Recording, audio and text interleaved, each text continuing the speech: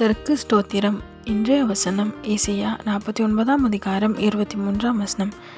எனக்கு காத்திருக்கிறவர்கள் வெட்கப்படுவதில்லை.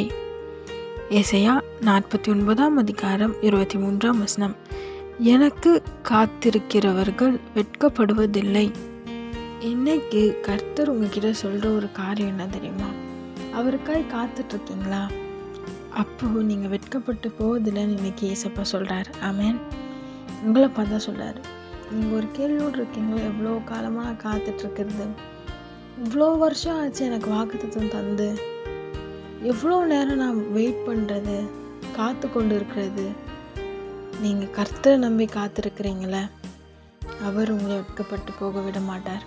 இன்றைக்கும் அதான் சொல்கிறாரு, உங்களை பலப்படுத்துகிற விதமாக சொல்கிறாரு, நீங்கள் வெட்கப்பட்டு போவதில்லைன்னு. ஆமேன். கர்த்தர் உங்களை பார்த்து சொல்லாரு, மகனே மகளே, நீ வெட்கப்பட்டு போக மாட்டேன். உன் சூழ்நிலை அப்படி இருக்கலாம், வெட்கப்படுற மாதிரி உன் சூழ்நிலை இருக்கலாம், ஆனால் நீ வெட்கப்பட்டு போக மாட்டேன். உன் தலையை உயர்த்தி உன்னை ஆசீர்வதிப்பேன். இன்னைக்கு வாக்கு கொடுக்குறாரு ஏசப்பா. பயப்படாதீங்க, கலங்காதீங்க. அவர் உங்களுக்கு யாவையும் செய்து முடித்து உங்களை ஆசீர்வதித்து உயர்த்துவார். ஆமேன்.